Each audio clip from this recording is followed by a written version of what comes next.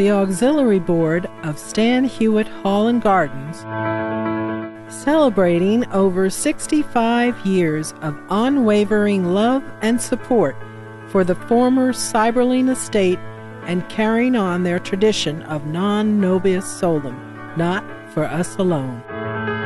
Dedicated to the mission of supporting the management of Stan Hywet Hall and Gardens, Inc., by interpreting Stan Hywet as a cultural and educational center by raising funds to provide all possible financial support and promoting volunteer services.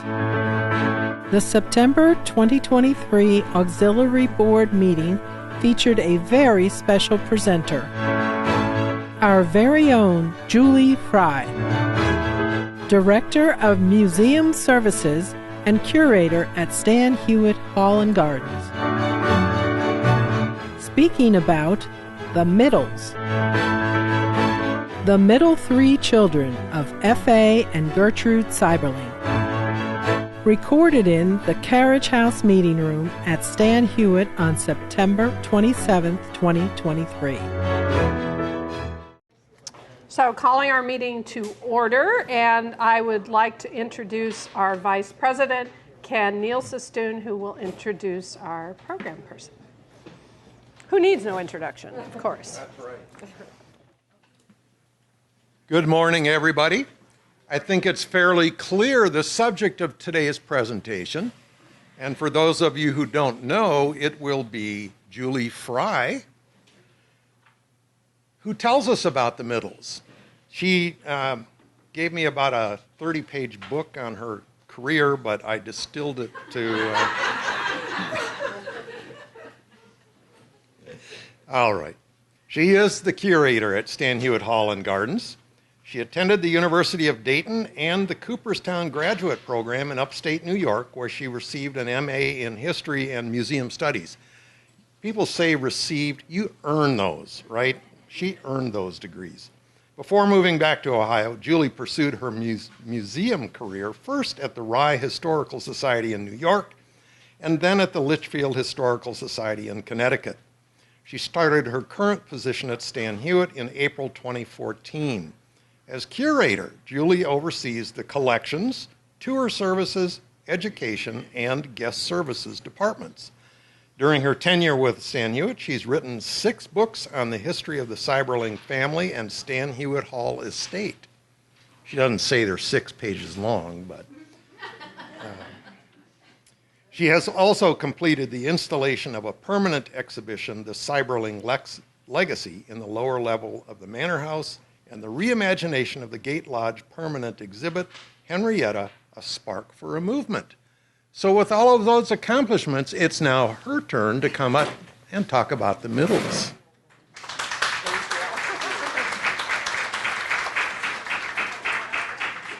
Thank you, everyone. So first, let me make sure that our friends on Zoom see the presentation. Sue, can you give me a thumbs up that you can see did I share the screen? It's good. Oh, thank you, Sue. Okay. So Ken actually is responsible for picking the topic. So if you love it, I get all the credit. If you dislike it, all comments to him. So, but he did say, let's hear about some family members that maybe you don't talk about that frequently. So this is a brand new topic, hot off the presses this morning. Let's see if was it? Who let her in? I can't start until the room is cleared. So this is not, hold on. We're gonna have to, maybe? Oh, okay. So just in case anyone needs their memory refreshed, here are the 7 Seiberling children. Grace Winona, their youngest daughter, lived only 9 months, passed away from bronchial pneumonia, but everyone else lived to adulthood. And of course, the Middles that we're going to talk about today are Willard, Penfield, and Virginia. Oh, I got fancy with this one. So here they are in birth order with their ages. So when I was looking at this, I realized they kind of fell into 3 categories. The 3 oldest are born very close together within this 6-year time period, and 4-year time period, and then there's a break. The next 3 children aren't born. Penfield isn't born. He's 6 years younger than Willard. So what was there a reason for this? There actually is a very clear reason why this happened, because in 1893 there was an economic crisis. F.A. at that time worked for his father, the J.F. Seiberling Company, which manufactured agricultural machinery, and that company went bankrupt in 1893. So F.A., while he did have other business ventures at that time, he was vice president of the Akron Twine and Cordage Company. He was a part owner, secretary, and treasurer of the Akron Street Railway and Illuminating Company, and treasurer of the Seiberling Milling Company. His main employment was working for his father. So their finances took a pretty significant hit in 1893, as with all couples. They had to economize, and they decided, well, we probably shouldn't have any more kids right now. So by 1898, yes, that coincides with Goodyear being founded, but I don't think that's really the precipitating cause, because it was a very young company. Maybe it was a celebratory baby. That's what Penfield was. But obviously at that point, 6 years later, their financial circumstances are looking better. They're feeling that they're more improved, more stable, and that they can again resume having more children. And then, oops. Oh, this is going to bug me the whole.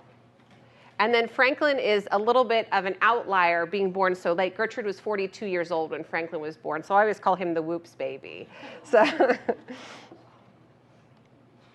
So, and then just to give another perspective, there were 27 Seiberling cousins. F.A. was one of 9 siblings, 7 sisters and 1 brother. Of those 8 other siblings that he had, 7 of them had children. So here they are in birth order, the oldest being Helen Walla, which our Walla building is named for here on property. Those names that are in red are cousins that did not live to adulthood. Most of them passed away in infancy. And then we see our 3 middles in the blue, where they fall in this kind of overwhelming birth order. So 23 of these cousins did live to adulthood. And they're pretty compact in age. A lot of them are born, between 1884 and 1900. 2/3 of the list is born, so very close in age. Willard, Penfield, and Virginia spent their childhood growing up on the East Market Street house that we're all very familiar with this picture, living next to their grandparents, the J.F. Seiberling house being the one on the right, F.A. Seiberling house on the left. Here's some interior photos, a very Victorian home, a lot smaller rooms. They talk about the house feeling very crowded. In addition to the family living there, they had domestic staff living in with them as well. They shared bedrooms, moved around a lot, of course, and as Stan Hywet became, the J.F. Seiberling house was very much a family home. F.A.'s parents always hosted Sunday dinner. All of the siblings would come with the cousins, so they were with their extended family almost continuously. And it really felt like all those people lived in those houses at some points, because out-of-town family would come back, stay for extended periods of time. So again, very similar to the environment that F.A. sought to replicate at Stan Hywet, existed as those 3 were growing up on East Market Street. Their early education, so Penfield and Willard both attended public schools when they were young. They attended the Bowen Elementary School, which is now, or was then transitioned to be the Akron Board of Education building before they built that new building. So it is the now, for all intents and purposes, empty buildings just before you cross the Y Bridge between Broadway and Main Street. It's the blue star on the map. The red star is where the Seiberlings' home was located on East Market Street. And the purple star is where Central High School was, which is no longer standing. So that, in the time of Willard and Penfield, was called Akron High School. It was the only high school available. And so they could walk to their elementary school and then later walk to their high school from their home. So very, very much in neighborhood schools for them. Virginia had a slightly different elementary school experience. She attended Oak Place Private School, which was located in the former Lewis Miller home. Lewis and Mary Miller, who are Mina Miller Edison's parents. So after Lewis Miller passed away, his wife Mary needed to make an income. So with her, at that point, unmarried daughter, Grace, who's the woman on the left in the lower picture, opened a school for girls. So both Irene and Virginia attended this school at the Lewis Miller home, which is still standing on the west side of Akron. All 3 of them had music lessons. Of course, you wouldn't be surprised, Gertrude being such a lover of music, such a proficient musician herself, that she would make sure all of her children had some level of musical education. We know all three took piano lessons. This is the parlor at East Market Street, showing the piano that they would have learned to play on, the piano Gertrude would have played on. A lot of them performed as children in different Tuesday Music Club performances where they needed kind of children in the chorus. Their names would show up in newspaper articles. We know also that Willard learned to play the flute, the saxophone, and the ukulele, and Penfield played the trombone. Willard seemed to have been the one that took to playing the piano the most. When he lived at Princeton University as a student, he actually begged his parents to buy him an upright piano that he could have in his dorm room, and talked about, it was a little different, but dorm life was a little different back then. So they conceded. He kind of really lobbied. He said, well, after I'm done with it, like, it's a good investment, then Penfield can have it. You know, he really had to like build his case to get this piano, but they purchased it for him, and he would talk about how he loved having it, and all his friends would come into his room and they'd kind of have jam sessions, and, you know, it was like a great thing to have. So both Willard and Penfield attended the same prep school and college. So they both went to Lawrenceville Academy, which was in Lawrenceville, New Jersey. They stayed at Dickinson House, which is the color photo on the left, upper left. I couldn't find any historic photos. All the other dorms at Lawrenceville have historic photos except Dickinson. It was like, took me half a day and finally I was like, I'm doing a screen grab off of Google. So there's their house they both lived in. They attended Lawrenceville both from the ages of 16 to 19. Both were terrible students. Actually, Fred was a terrible student too. Franklin seemed to be the only one that was very academically proficient of the boys. But Willard and Penfield very much just wanted to play sports and hang out with their friends, be teenage boys, very typical. Struggled academically. There are lots of very desperate letters home to their parents. I'm sorry, I'll do better next semester. You know, I'll make it up at summer school. So there was a little bit under the gun to get their grades up, do a little better. FA had anticipated both of them only to attend Lawrenceville for 2 years and then take the entrance exam for Princeton. Both had to actually stay that extra third year. So they didn't enter Princeton until they were 19 years old each. Penfield actually did take the Princeton entrance exam at 16, failed miserably. So off to Lawrenceville he went. So again, both attended Princeton, both graduating at the age of 23. And the photos at the bottom were all taken by Willard, because it was really at Princeton where Willard developed his love for photography and really got to kind of get into requesting cameras as Christmas presents, taking photographs. So these are some of my favorites. I love the one on the left where it's the kids are checking their grades.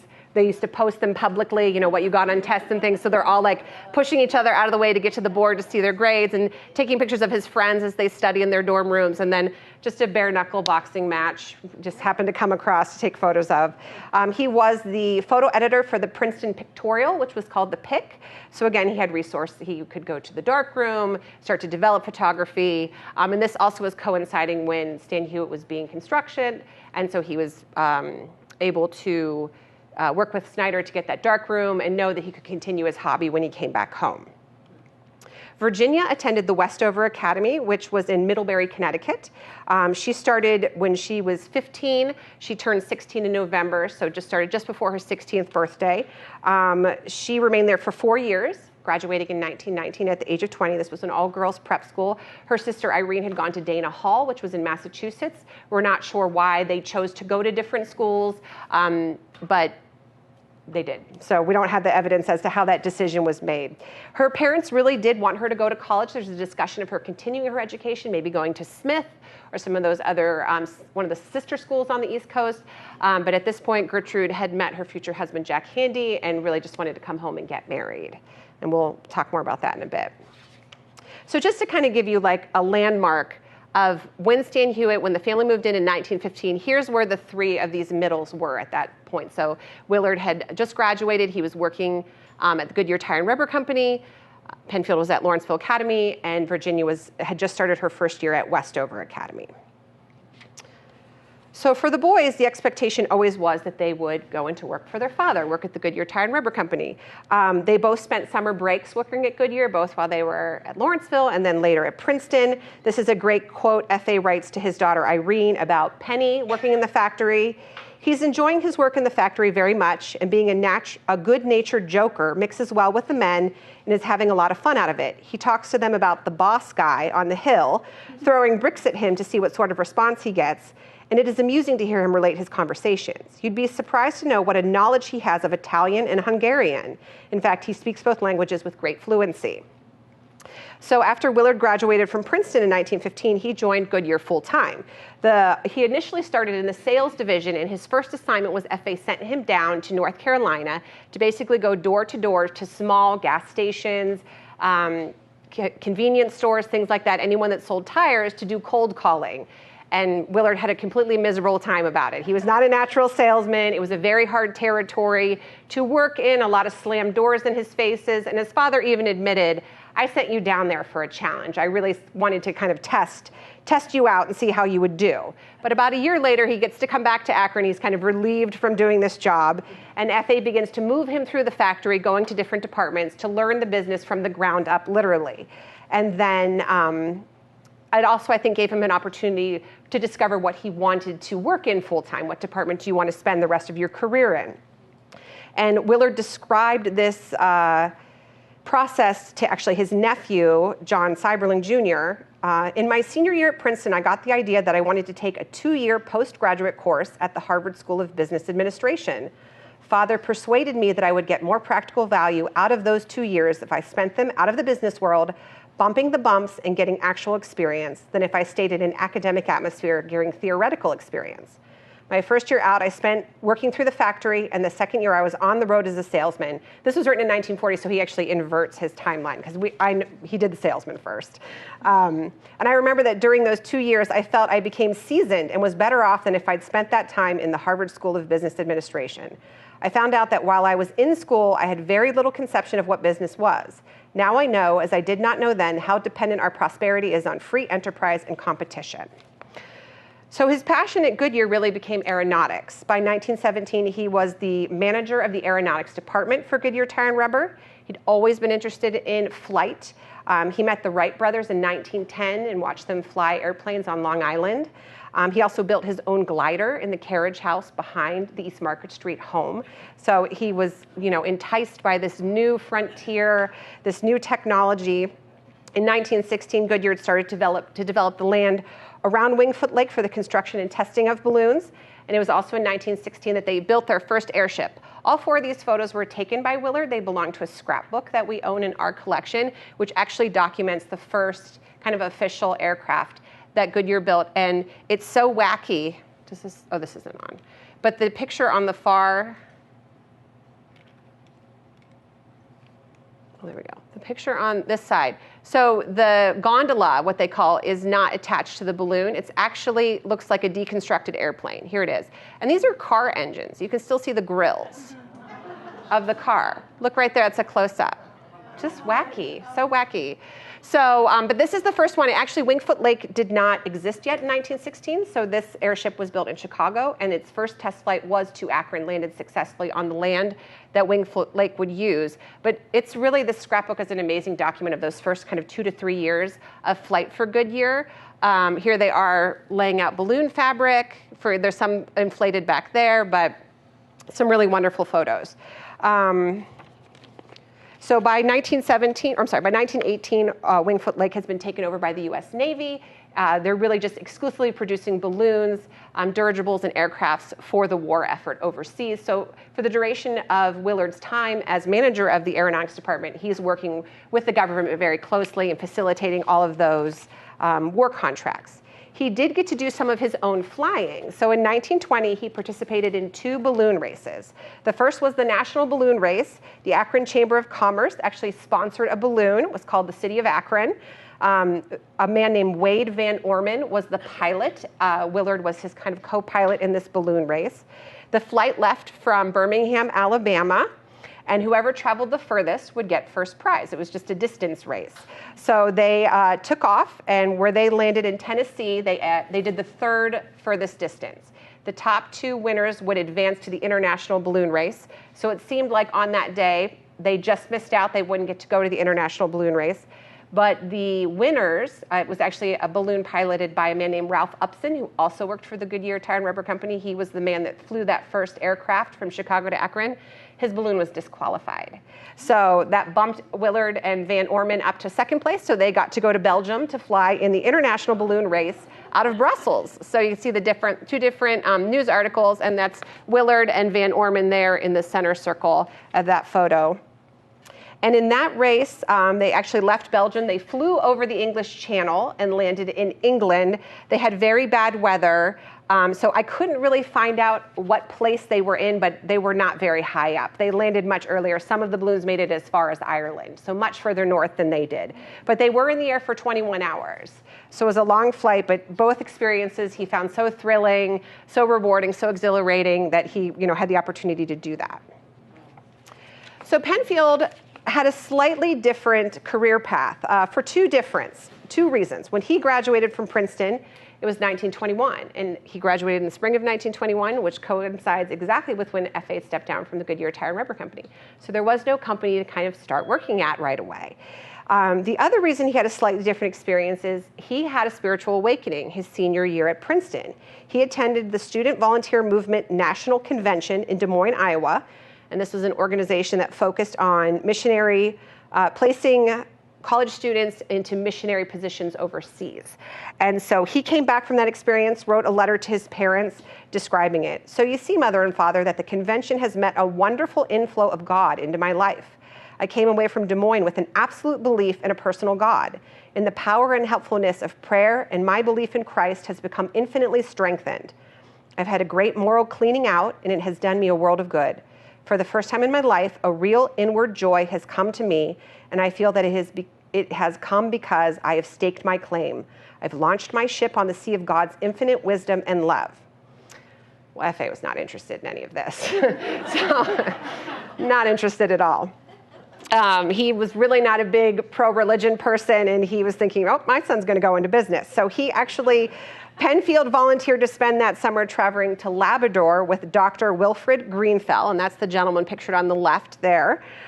He was a medical missionary. So Greenfell actually came to Akron to speak before leaving for Labrador. We know that Penfield did not go on the trip. We're not sure if his father talked him out of it, what kind of those circumstances were, but he ended up staying in Akron. The other person that he met when he was in Des Moines, which would later have a very significant impact on the Seiberling family in Akron, was he met Dr. Frank Buckman, who's on the right. And some of you may remember, he's the founder of the Oxford Group movement, which is the movement that came to Akron in 1933 and was such a profound experience on Henrietta Seiberling and ultimately led to the founding of Alcoholics Anonymous.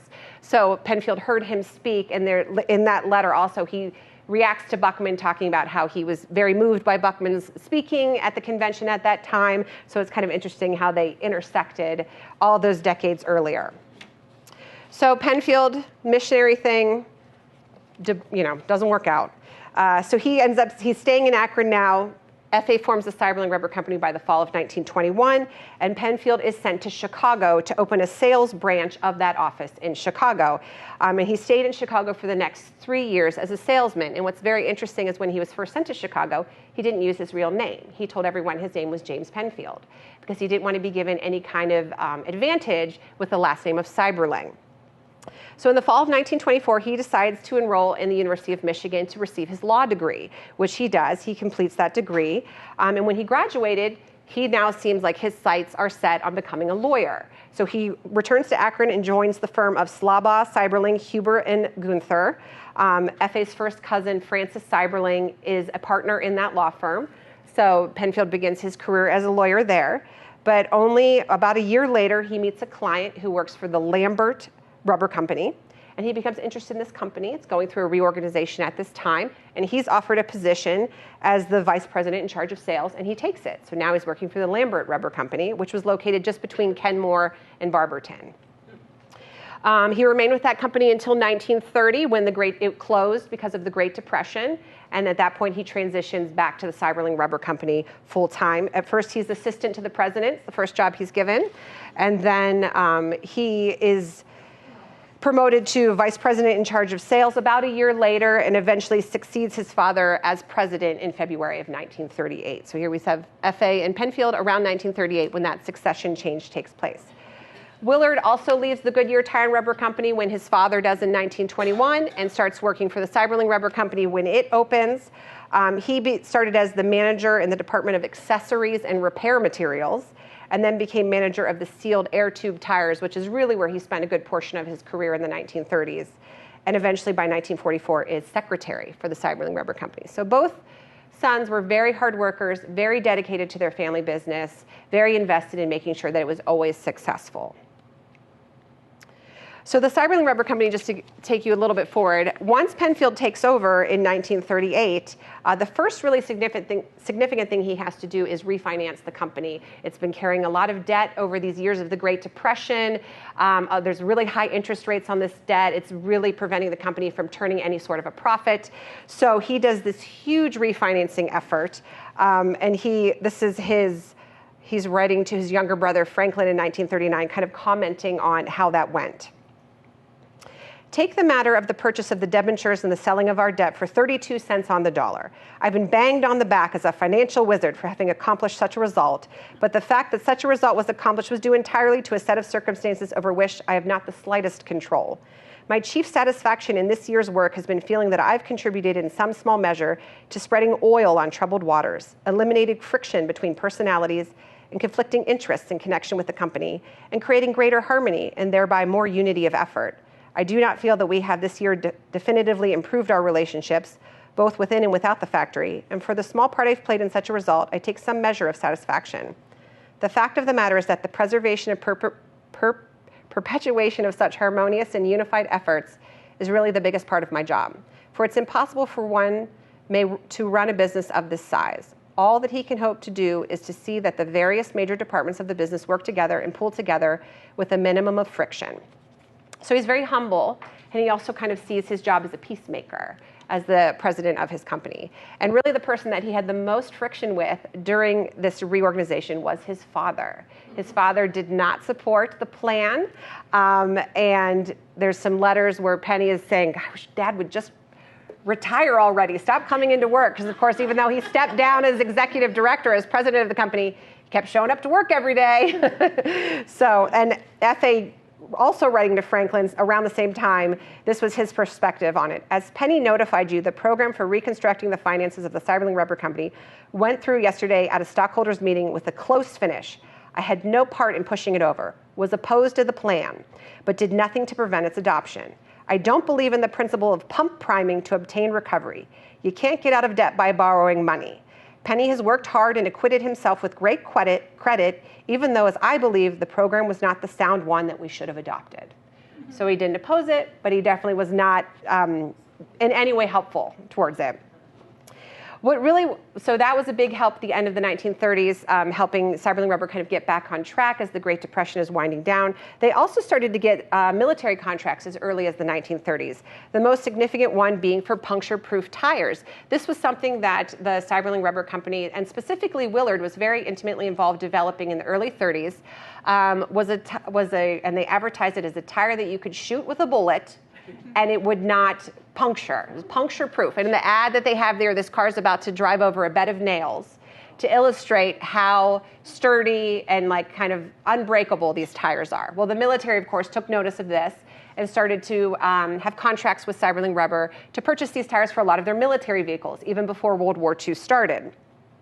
But once the war was in full swing and a lot of rubber companies around Akron and other parts of the world are getting military contracts, Seiberling was also responsible for creating bulletproof fuel tanks for aircrafts, rubber bridge pontoons, life rafts, and rubber parts for gas masks was part of their business. But the most significant contribution they did make for the war effort was with rubber pontoons. And you have women in Seiberling Rubber, of course, were our primary workers at that time, so they're building the pontoons up there. And then how they were used. They actually were used to build bridges. They're floating in the water, and then they laid the tracks down that the vehicles could drive over. That was their primary purpose.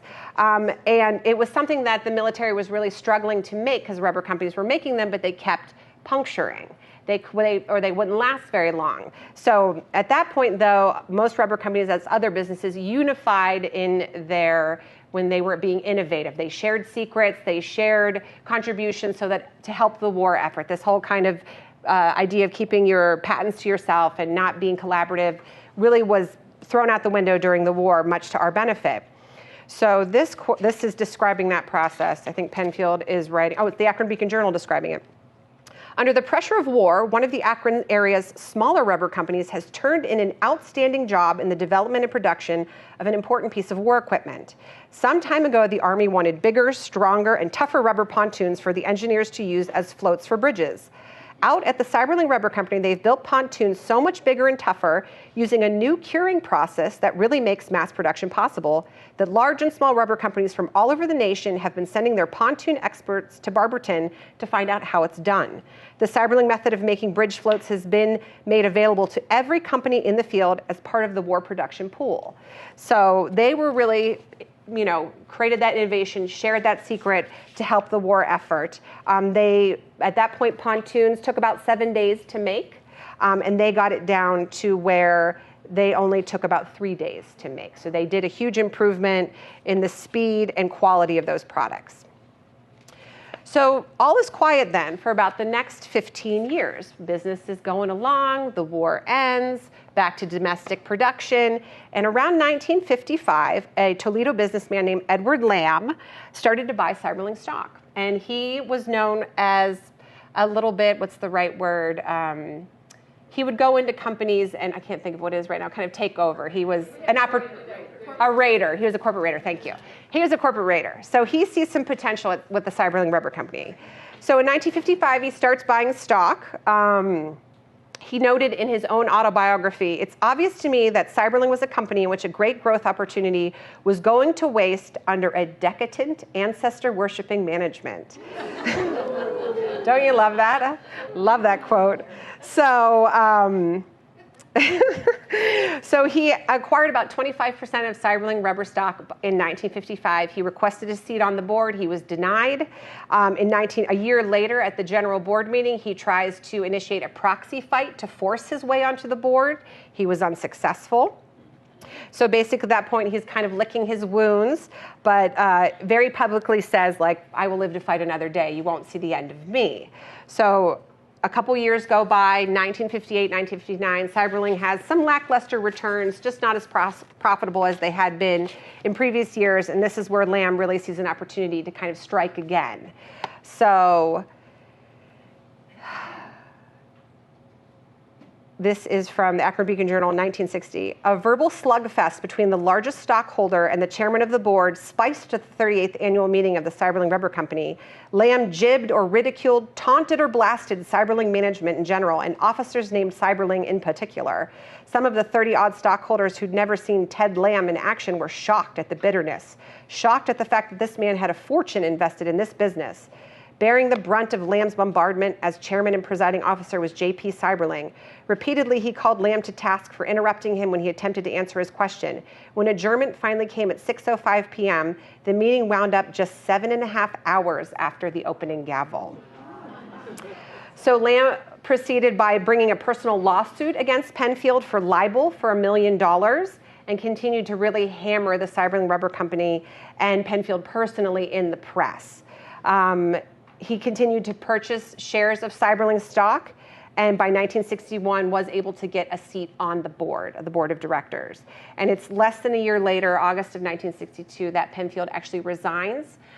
To most of the public, this was a shock. He hadn't shared this, that he was going to make this move with a lot of people, but privately in letters, we know that he had really said, if Edward Lamb ever made it on the board, I'm leaving. I'm not going to stay and kind of put up with this person or in any way participate with the direction that he'll take the company.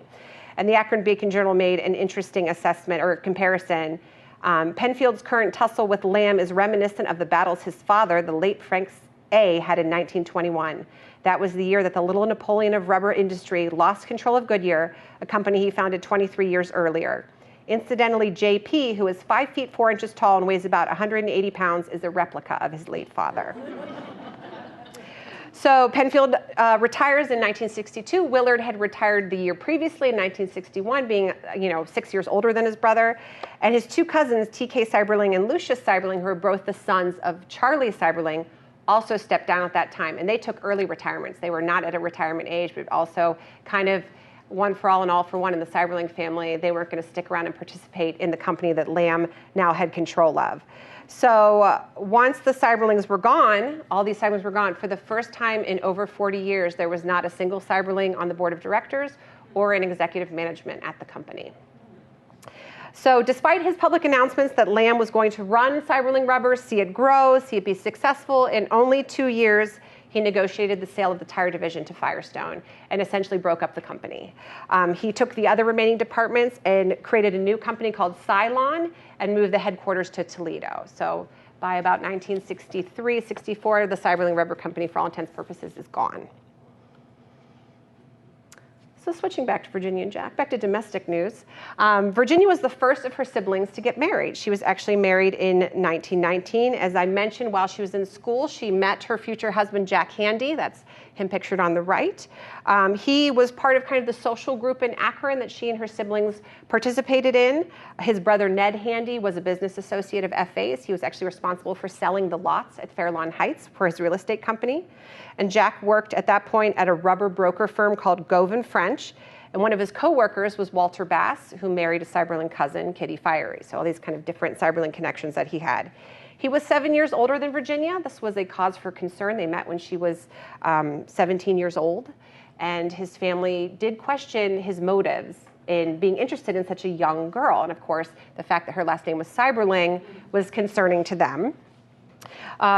Virginia's brother Willard actually wrote her a letter. We don't have that copy of the letter, but we have her response to it, where he was expressing his concerns, expressing, what were the intentions of Jack? Was she sure?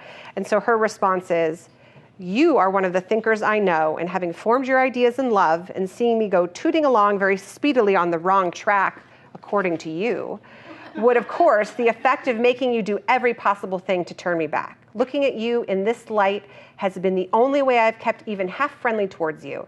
And it seems too bad to think of the absolute bitter feelings you've caused me to have many times because of the miserable and unfair attitude you've held about Jack. I wouldn't have minded your being opposed to Jack or having suspicions if you'd only have taken the trouble to find out if they were so. You write in your letter as though everybody was of the same opinion as you were, as you are in a class almost entirely of your own. For the large majority of people that are acquainted with Jack know him to be a very fine young man. His record is a splendid one, and he certainly commands the respect of his friends. Anyone looking at Jack's face can see that he is high-principled and broad-minded. That is, anyone who has bummed around the world a bit and knows men. You looked at him from your cubbyhole and then went into the family sitting room and said things you did not have the right to say. You never could have been so utterly foolish as you've shown yourself to be these last 2 years. You've seemed to me like a sulky, cross 10-year-old boy who saw his younger sister go out of the sheltered garden onto the open road where she met with some great joy. I don't believe love can be figured out and analyzed and picked apart, nor do I think you can set a time for one to fall in love.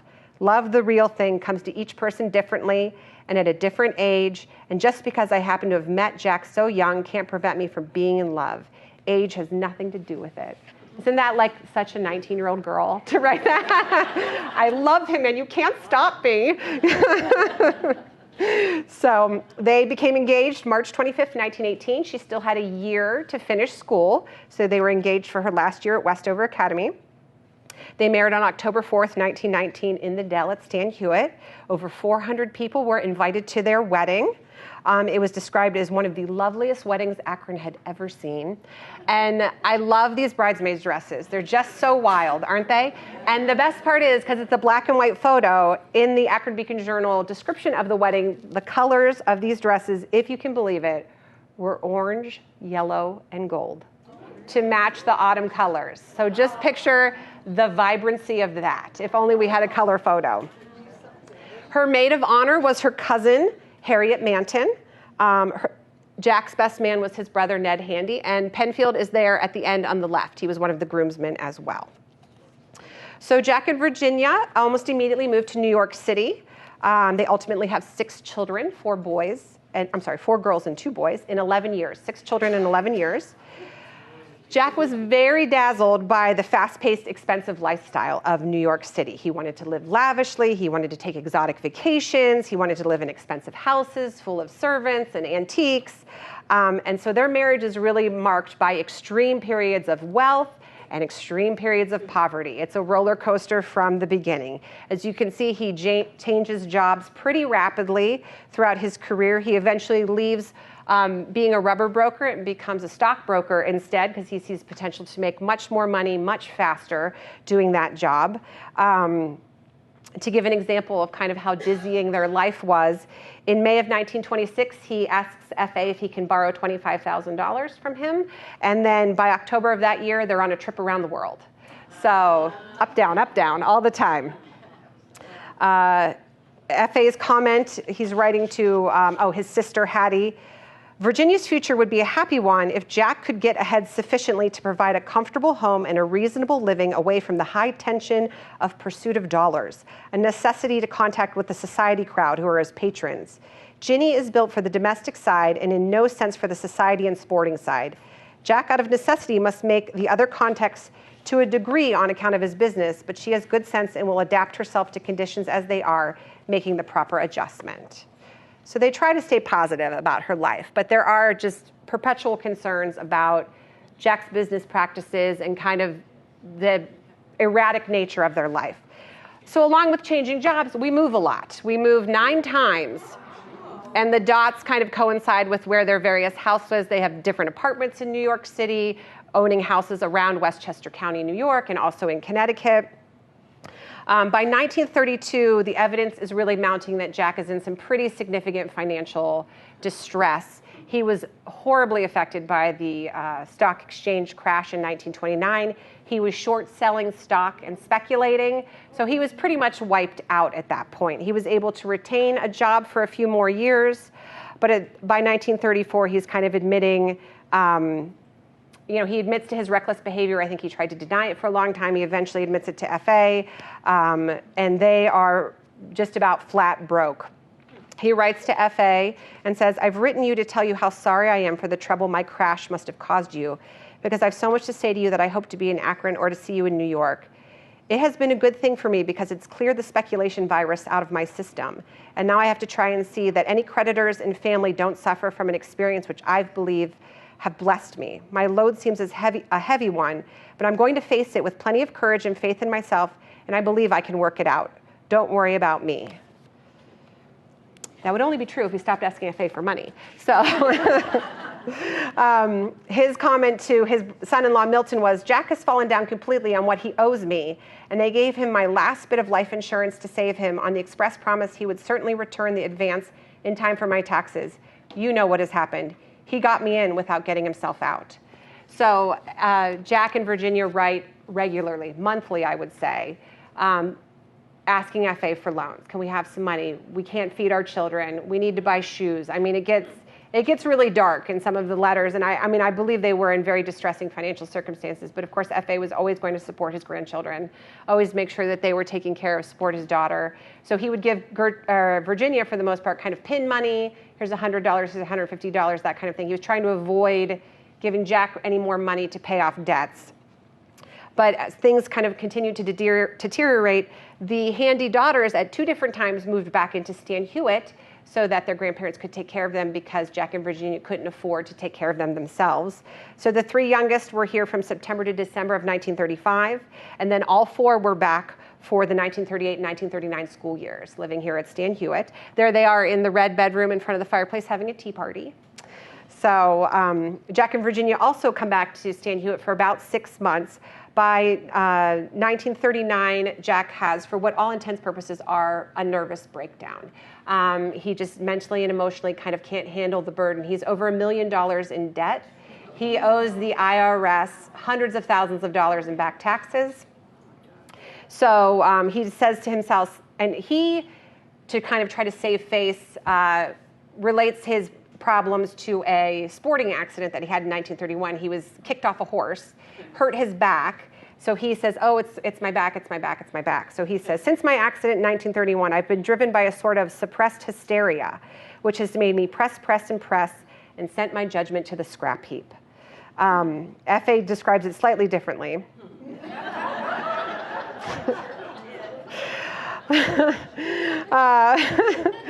Jack states that he is getting better, but as I see it, he's in the same condition today that he was 4 months ago, with his troubles more mental than physical. To my mind, he's got to make a complete mental readjustment, which, as he is constituted, will be very difficult. So FA actually pays to send him to Clifton Springs, which is a sanatorium in upstate New York. He's there for 4 months to kind of, again, be healed physically and also to get some mental health as well. FA actually writes directly to his doctors to give his perspective, knowing that maybe in those counseling sessions, Jack is going to have a very specific narrative that he's providing. So FA wants to make sure, like, look, this is what's really going on, FA's version of the story. So he's there for 2 months. I might have said 4. He's there for 2 months at Clifton Springs, released, at this point jobless and just swimming in debt. So the really part that impacted FA the most was that when both of his daughters were married, he pulled his 2 future son-in-laws aside and said, welcome to the family. I'll always be willing to help you out in business, advice, whatever you need. My only request is that you never put my daughters' names on any of your business dealings. Do not assign their names to loans, to debt of any kind. So Milton, Irene's husband, kept his promise. He didn't do that. Jack did not. So he assigned I keep saying Gertrude because Virginia looks so much like Gertrude. Virginia had about over $200,000 of debt in her own name. This was very, very upsetting to FA. So he basically said to Jack, you're on your own as far as anything in your name, but I will get my daughter out of debt. Part of the process, though, was that he had to create a trust for Virginia here in Akron, where he put her 1/6 share of Stan Hywet and any potential inheritance that she were to get, so that it would not get absorbed into the debt. They were very fearful here in Akron, both Virginia's brothers and her father, that if FA and Gertrude predeceased, this debt being resolved, that Stan Hywet would get sucked into any potential debt resolution and they could lose the house.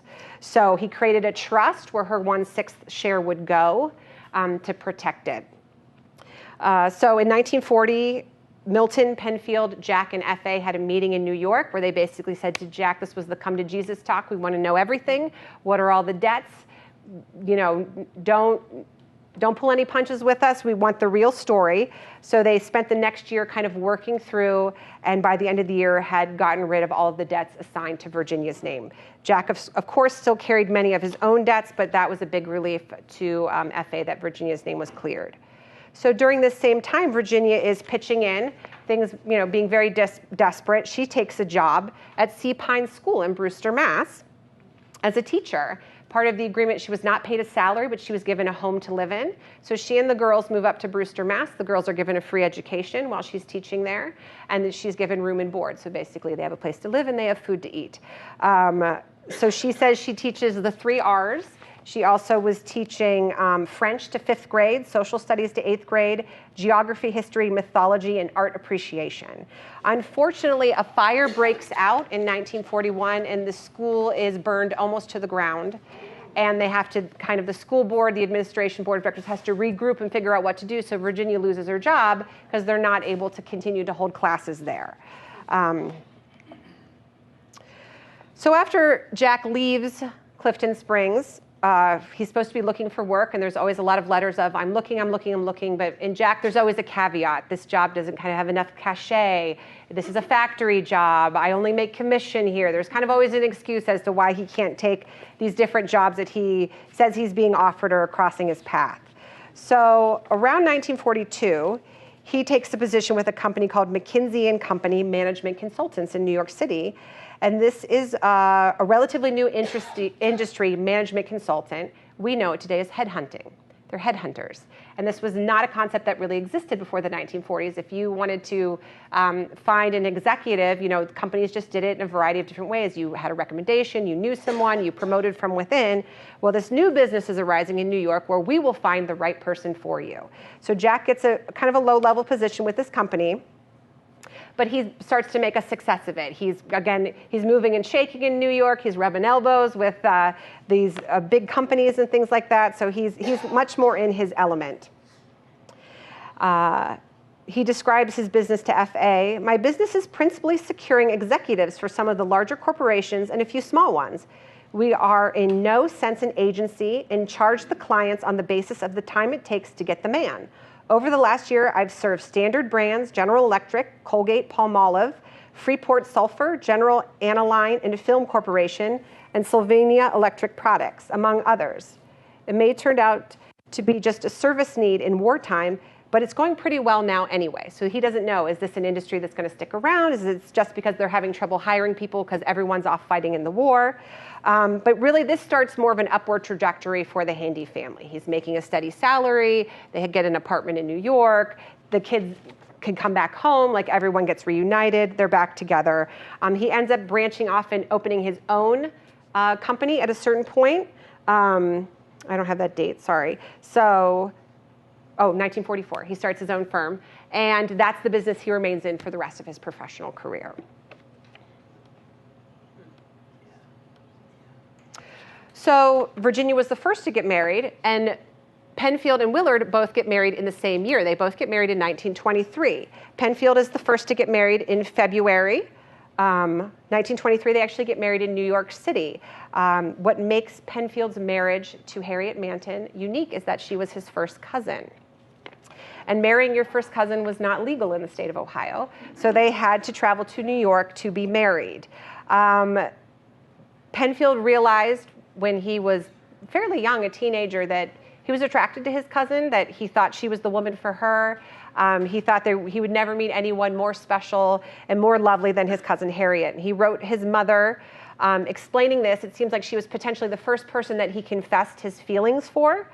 I'm sure the days that when you were young and the days when Father came to see you and make love to you are not so dimmed in your memory that you can't understand how I feel now. And oh, Mother, think how much better I know Harriet than you knew Father. I've grown up with her from childhood. I've played with her. I've fought with her. I've traveled with her. I've seen her in times of joy and sorrow, happiness and distress, peace and suffering. I've talked and argued and discussed things with her until I know just how she feels upon everything from religion to drinking. Somehow between us there is the perfect understanding that enables us to almost predict beforehand what the other will think about this or that, and knowing each other's moods and fancies and beliefs and feelings.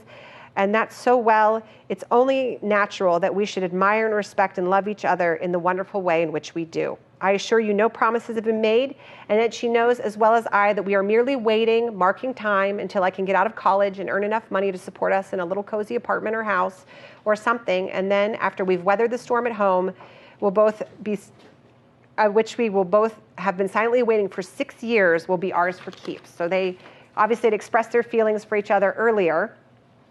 This was not well received in the family. Harriet's parents were adamantly against it. He writes to his sister Irene, Harriet's father and mother are still bitterly irreconcilable as ever. They will not discuss the matter at all or consider it in any other light than totally unspeakable and ridiculous. But they are very persistent. They basically say, this is what we want to do. So they, and the circles are showing you Harriet's parents. So Mary, which is F.A.'s sister, and then her husband, Henry. So they are persistent. So the agreement is made. They basically elope to New York. They don't tell anyone in Akron what they're doing. They don't publicize the wedding at all. There's no announcement in the paper. They leave for New York. They get married, and only then do they let everyone in Akron know that this has happened. They're trying to kind of suppress any gossip, any bad feelings about what's happening. But they are very happily married. They have 3 children. 2 of them ultimately live to adulthood, a son and a daughter. They purchase a house, they build a house on North Portage Path from land that's given to them by Harriet's parents, and live out the rest of their life here in Akron. And one final thing to note that was part of Penfield's kind of lasting legacy was his involvement with Old Trail School. So he was elected to the board of Old Trail School in 1941. He became vice president that same year and held that title until 1965. And this was written by his cousin, Bonnie Mickelson. She is a descendant of C.W. Seiberling. She wrote, "It was Cousin Penny who helped me transform the ownership and business structure of Old Trail School to save it from bankruptcy and move it from Akron to Bath. We took it out of the ownership of the parents and formed a board of trustees that was comprised of the chairman of the boards of Goodyear, Firestone, General Tire, along with the May Company, O'Neill Department Store, and other top leaders in Akron. Needless to say, that's how we got the money to build the new campus. There's no way this could have been achieved without him, because he was loved and trusted by everyone and always so upbeat and positive. So that is the lasting legacy that Penfield has here in Akron. So Mary and Willard were married in July of 1923, just a few months after Penfield and Harriet. They actually met at work. Mary worked at the Goodyear Tire and Rubber Company, and they began to cross paths as co-workers within the company walls. Fred describes their relationship to his brother Fred in a letter. I told you how I would pick up the Colony girls. So Colony was a girls' boarding house in Akron where a lot of stenographers or telephone operators lived. So apparently Willard stopped there frequently. I know he dated a lot. There was a lot of dating. So I was told how I would pick up the Colony girls practically every morning, and that I'd known you practically a year before I began to realize I enjoyed visiting with you, Mary, in the office more than any of the other girls I picked up. I really saw more of your roommate than I did of you because she worked in the department right next to mine, and that when she left, I began seeing more of you. Then the second year, I became pretty well acquainted with you, but that neither of us suspected anything serious. That I used to tell you about Ellen, and that you thought and hoped I would win her. Then the third year came along, and the Ellen affair dropped through, and I was all taken up with Peg. And I kept on confiding in you, and when you saw the Winter affair became serious, you decided we better stop seeing each other. That I had a heavy job keeping you from carrying out your decision. 3 times that year, you were all set on quitting, and that I only kept you by insisting that we could be good pals and platonic friends.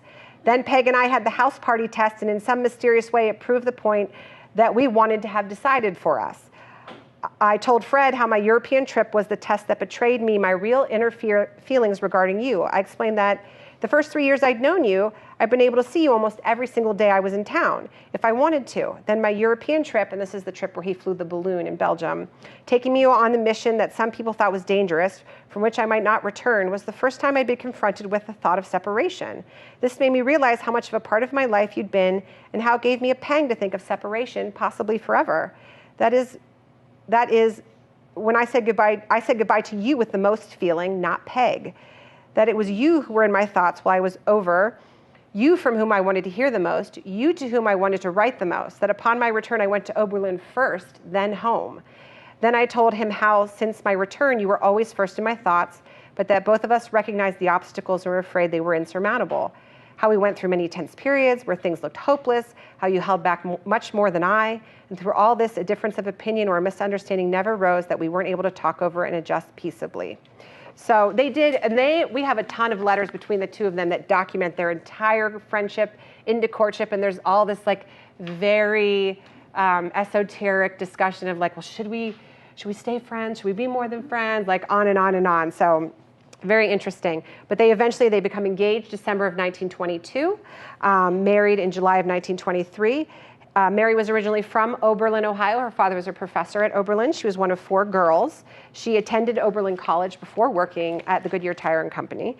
So she was a little bit more of a middle class person.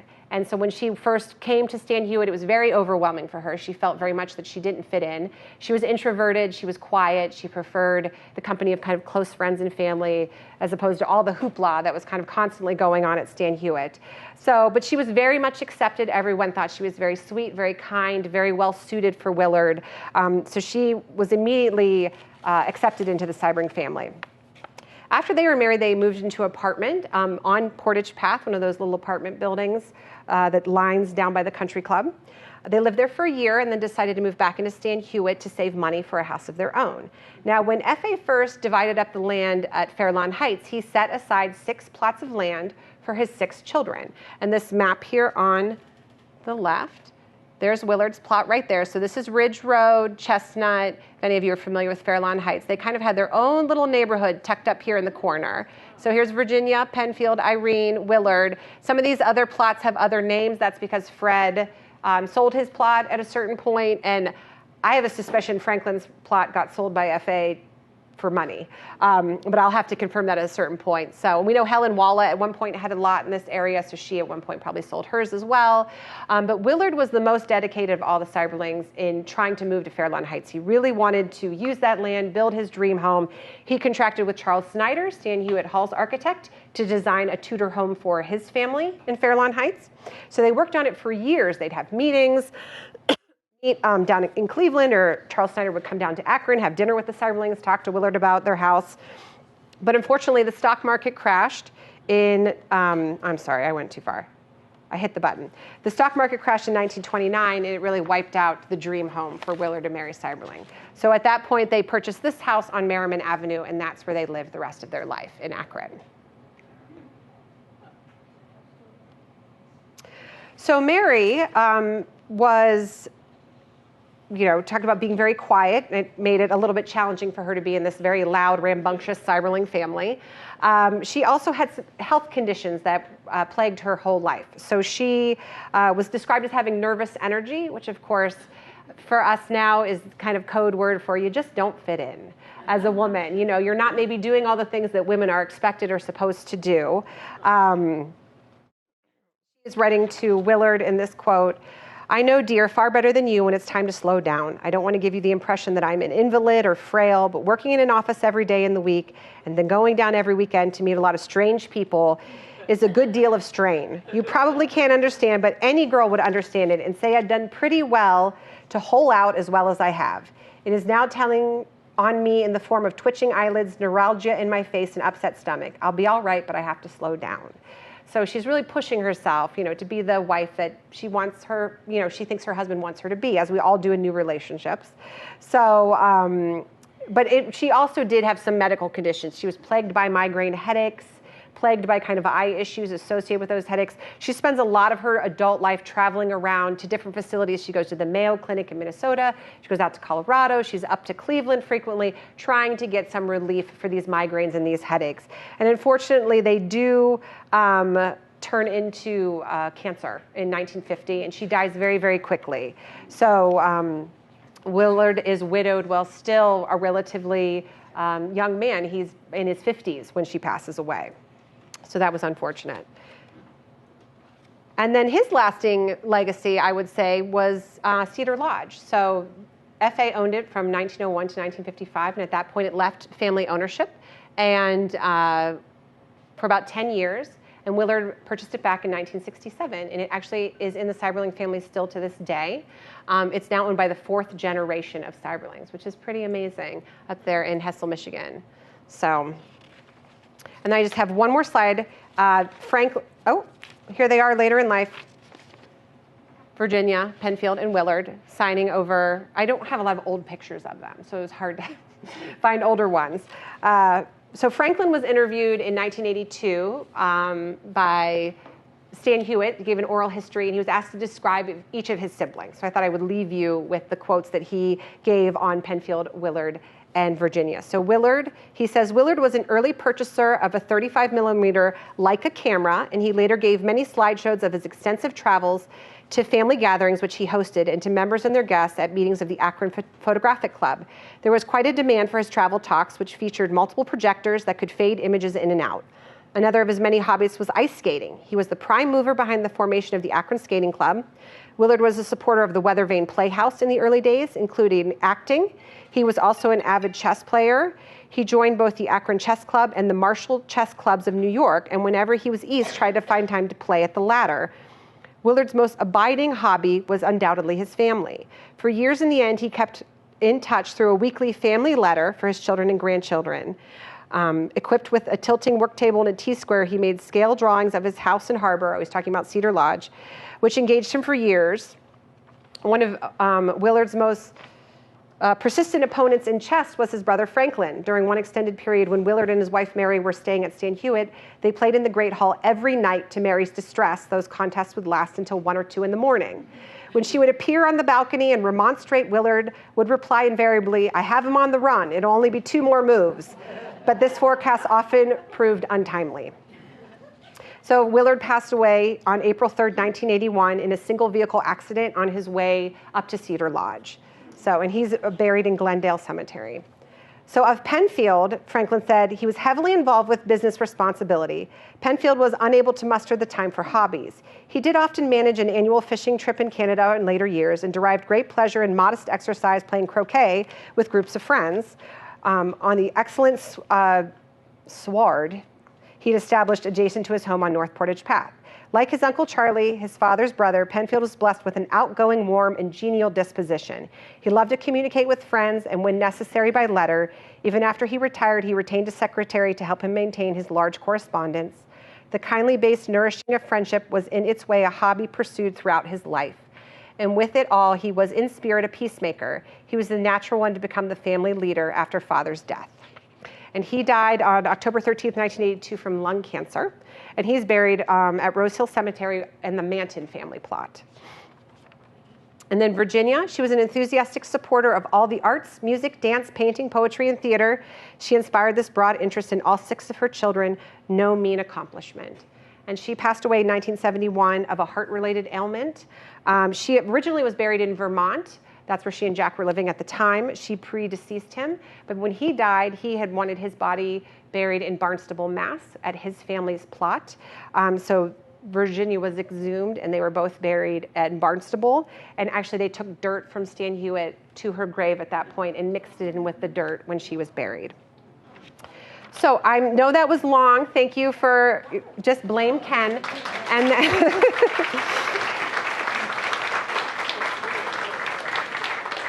you're welcome. Thanks to Julie Frye for her 10 years of dedicated service to Stan Hywet Hall, and for speaking to the AB members about the middles. The Auxiliary Board of Stan Hywet Hall and Gardens invites you to join the organization in their support of Stan Hywet Hall, and invites you all to attend the AB's Ohio Mart, held every October at Stan Hywet Hall and Gardens.